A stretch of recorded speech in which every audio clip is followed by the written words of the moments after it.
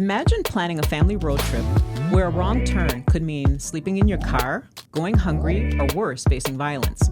For millions of African American families traveling during the Jim Crow era, this wasn't imagination, it was reality. Their lifetime was a small, unassuming guidebook that determined whether they'd find safety or danger at the next town. This is the story of the Negro Motorist Green Book and how a Harlem postal worker's 15-page pamphlet became the most important travel guide in Black America, making it an essential survival tool that helped transform what should have been joyful family adventures into carefully orchestrated missions requiring detailed planning and community knowledge. Welcome, everybody, to Nostalgic Travel Talks. I'm Cheryl Johnson, and today I am joined by my son, Alexander Johnson, and my parents, Cheryl Kimbrough and Christine Kimbrough. And I invited them here because I think they have a wealth of knowledge to share with us about all things. They grew up in Mississippi, and so they lived through a lot of this stuff that we're going to talk about today. And I thought it would just be really important to hear what they had to say about it. And it's just, to me, I think it's just wild that we still have people that are with us that lived through such things. And so that's why I thought it was a good idea to invite you guys on. Well, thank you. Thank you. You're very welcome. So should we jump into it? I think so. Okay. Well, I have a question for you. Do you remember your family using the Green Book? You may or may not have, but do you remember using it or having a need for it? Well, I don't recall that we used it, but we sort of knew, by talking to other people, the places that were good to stop, mm-hmm. and places that we needed to avoid. Mm-hmm. Okay. And so you're saying word of mouth is what you used? Yes. Okay. Mm-hmm. So, and I know the book was published I think it was in publication from 1936 to 1960 were the bookmarks of when he continued to publish information and things like that. I got a copy of it, and we were looking over it and just looking at all of the interest. It was just interesting. They would get, it was to be given away. It was not to be sold. So anybody who had a copy of it, I think he probably, the advertisers, the people that had hotels and safe places to go, those were listed in there, and I'm guessing that they were the ones that paid for their listings, but they were not to charge the tourists or the travelers for that opportunity, just to have that. That was one of the caveats. But since you say you didn't have it, but what was it like traveling just as a Black family in that time period? Well, as long as you knew what the situation was and you knew what you needed to avoid, you just sort of avoided those things, and you did a lot of praying. Mm-hmm. You wanted to make sure that you didn't stop in the wrong place where you might have encounters with the Klan. Mm-hmm. You told me a story about, I think it was, well, you told me a lot of stories, but one of them, why don't I start with this one? The one about, Emmett Till had just been murdered. Oh, wow. Do you remember that story you told me? Yes, I remember the story. I was a senior in college. And what year was that when he got killed? He got killed. It was the 50s, right? It was in the 50s because I graduated from college in 1958. Mm-hmm. And in 58, I had gone for a job interview in Meridian, Mississippi. And I had to come back through Philadelphia, Mississippi. And I was on the Greyhound bus.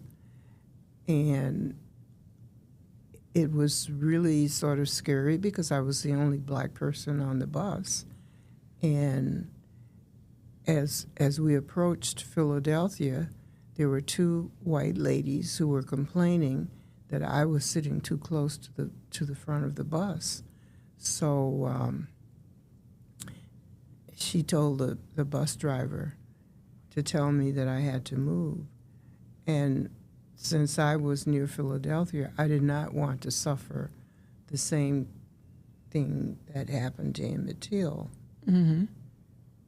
And my family didn't know where I was, so I could never have been heard from again. Mm-hmm. So those were some of the things we had to deal with in the late 50s, Mm-hmm. Okay. 1950s. Yeah, that just blows my mind that people, that anybody would have to live with that. I mean, obviously, these are things that happen. We have, just when you realize that your parents lived through something like this, it's it's mind blowing. It's just kind of crazy to me, Well, I was going to say, too, there's a story that Granddad once told me, and it was funny because I didn't know about it until after they moved to Vegas. Granddad, do you remember the story you told me? You were out with your friends, and I don't know if y'all had gone to the movies or what, but it was maybe like 4 or 5 of you guys just walking down the street, and I guess y'all got approached by some white guys from someplace. And I don't know if there was an exchange, but you ended up like taking off running and ended up getting shot at by these young people. Well, obviously you guys were all young, but I remember when he told me that, I was like, wow, really, Granddad? Like, that's crazy. Yeah. That was pretty common.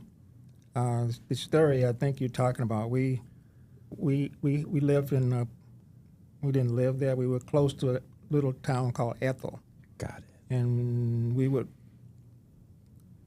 get somebody's car. It was like one cousin had a car. We would chip in 15 or 20 cents. He would buy gas, and we would all jump in the car and go to Kosciuszko go to a movie. Yeah. So on this particular day, we were coming back, and it was a patrolman, but apparently he was off duty.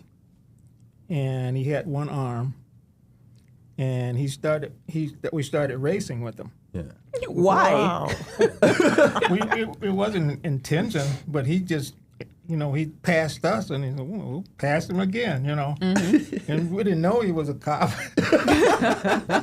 So our car, it was right after they had automatic transmission, and the car was geared such that going down the hill, he couldn't keep up with us because the gear, it wasn't fat, it wasn't strong enough to go run him on a flat level, but going downhill, it still had some power left. Mm-hmm. So going downhill, we ran off and left him, and he started shooting at us. Oh, my. But he was, I think his left arm was off before his wrist, and apparently he was trying to shoot out the window. Well, how was he steering? And he couldn't shoot straight. That's a good thing he didn't have. You might not be here. Right. But Wow. I bring that up to just accent the point that my mom was talking about, right? Like, you don't realize what your parents or grandparents actually had to deal with. Like, I think it's one thing to hear about it, but when you have, I think you used the word, maybe you didn't use the word blessing to describe having them here before, but I was going to say it's really a treasure, really, to be able to have people who can recount so much history. Because I think one thing that's lost, especially in the youth today, right? They don't ask they don't. I shouldn't say all, not all, but a lot of young people seem to not really care so much about getting these jewels from the people that can really give it to them. I think we're all guilty of that, because I think we don't appreciate the things that our parents before us went through. And I would say especially in the your generation to ours, such a drastic difference because of the Jim Crow laws and all of those things. By the time even though those things were still going on when I was born, I don't think I was, well, obviously I wasn't born in the South either. So that was a big part of it. But Well, I'm not so sure that this wasn't happening all over, but as a young lady especially, sometimes, I'm talking early afternoon, after you've gotten out of school, walking home alone was not really a good thing for a young lady to do, because I have been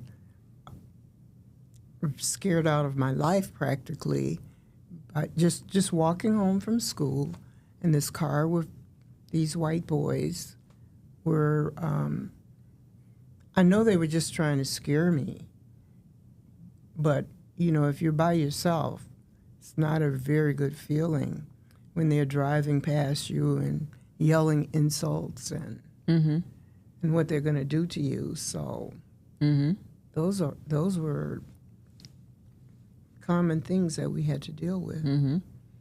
And she talked about walking.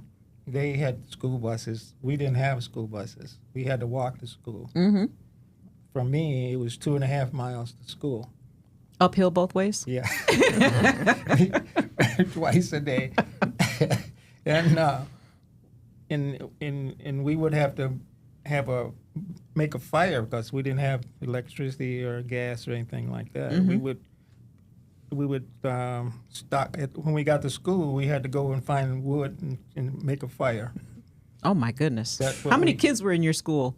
It wasn't very many. It was a school. It was a little bigger than this room here. Wow. And was it several grades? It was like a one-room 1 schoolhouse? to 8th grade. Oh. Everybody was in the same room. There was only one room. One teacher usually. Yeah. But I'm a little more fortunate than he because we did have a school bus.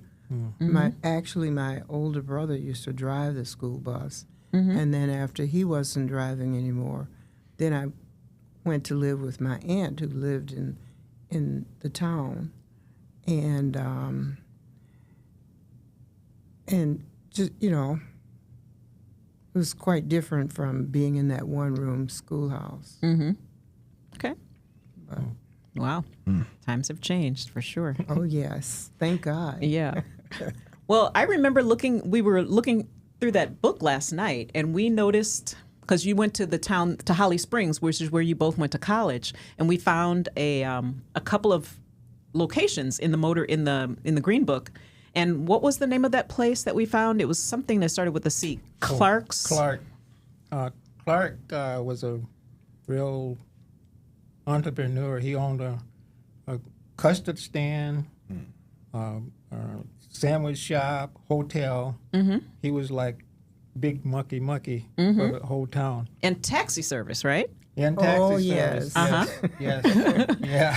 And you told us a story about what happened at that place at one time. Yeah. I was going to college, and he had the custard stand was right at the corner. You walk off the campus, and before you got to the end of the block, there was his custard stand right on the corner. Me and my friend, Apple Jones. I don't know. He was some kind of person, I'm telling you. I'm standing with my back toward the street, and his face is facing the street. The cop comes out parked the car, comes up, the gun right by my head, and pointed at Apple and said, I ought to shoot you. And Apple says, he called him a little dirt word. He says, you better not miss or I'll beat the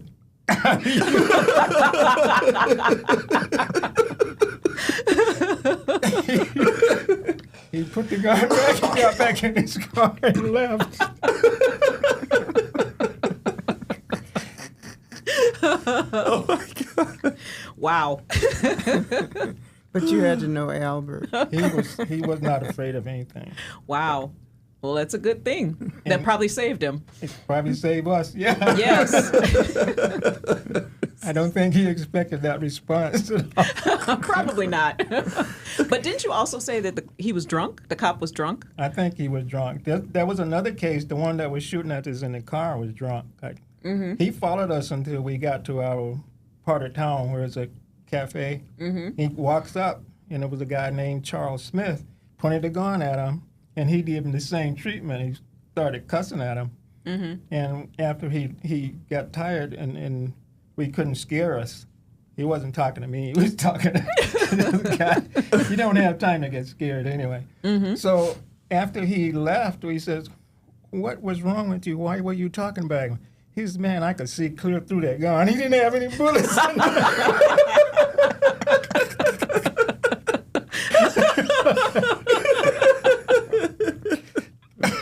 Wow. Oh my God.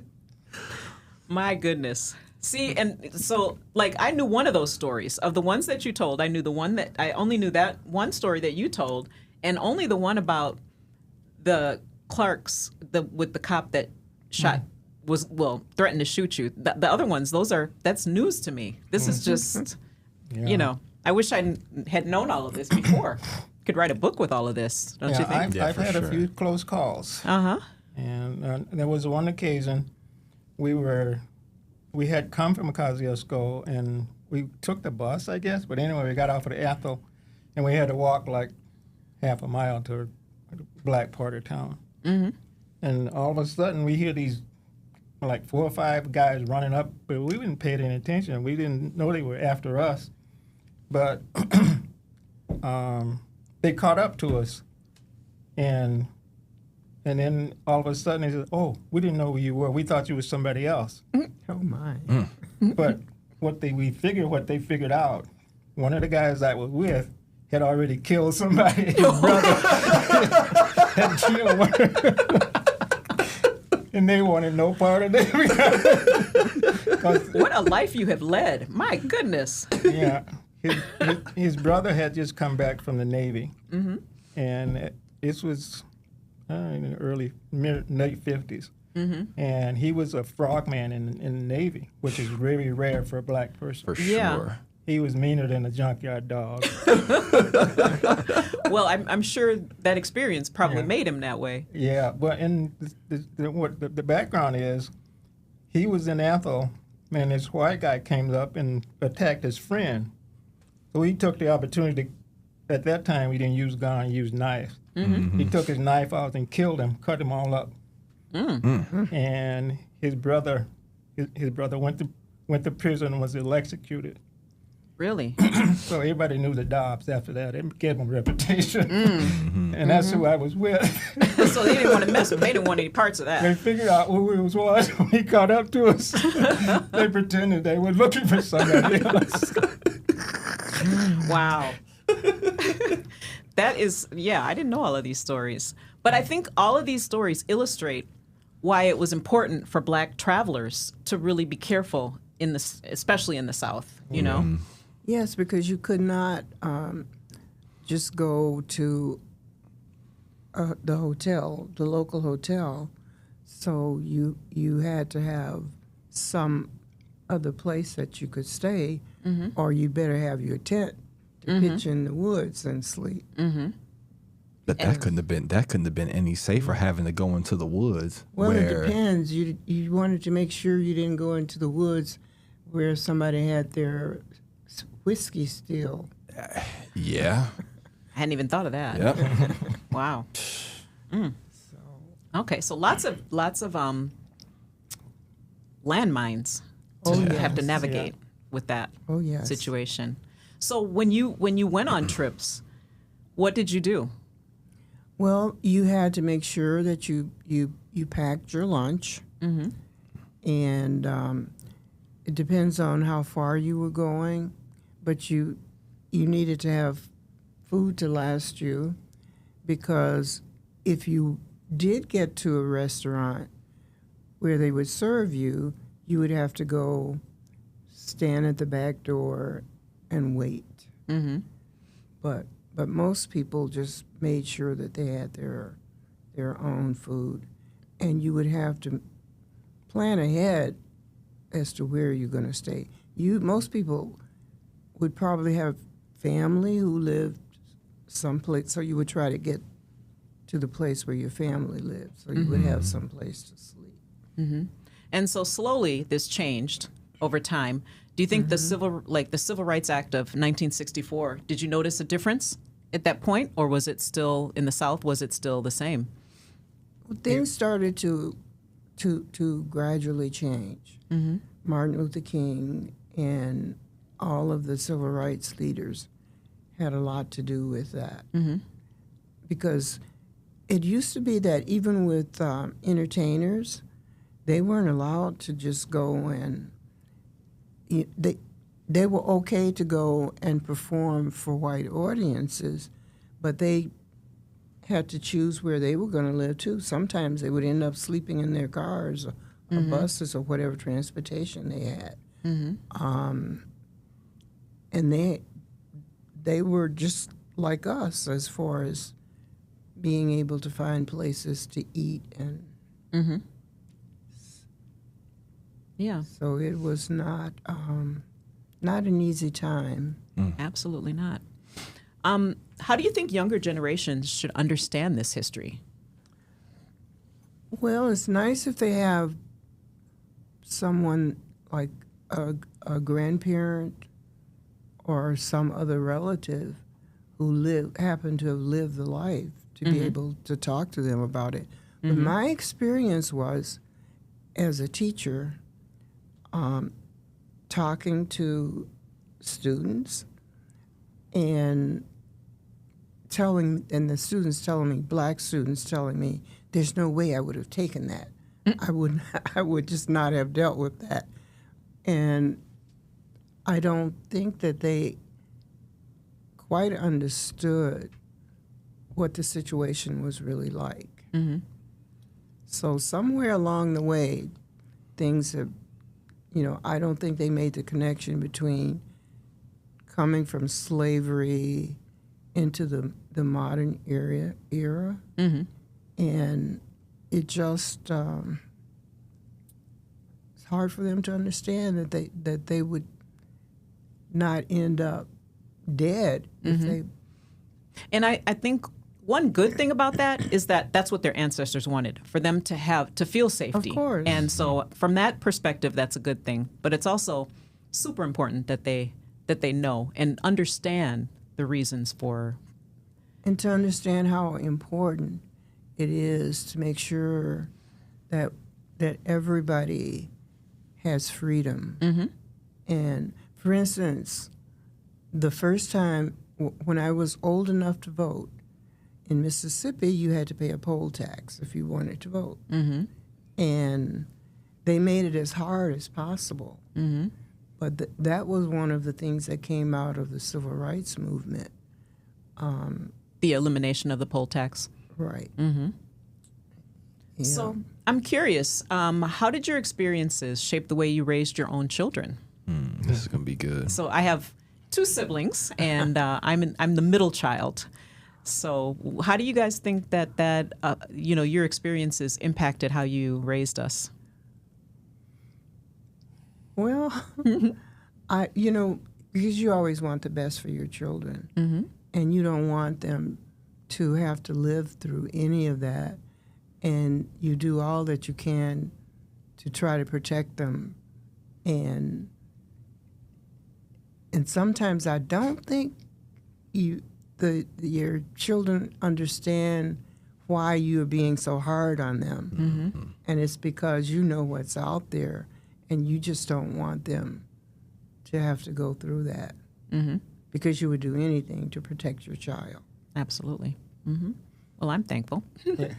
Yeah, I think one of the things that motivated us was, at the time, we were taught from our parents, they wanted us to have a better life than they had.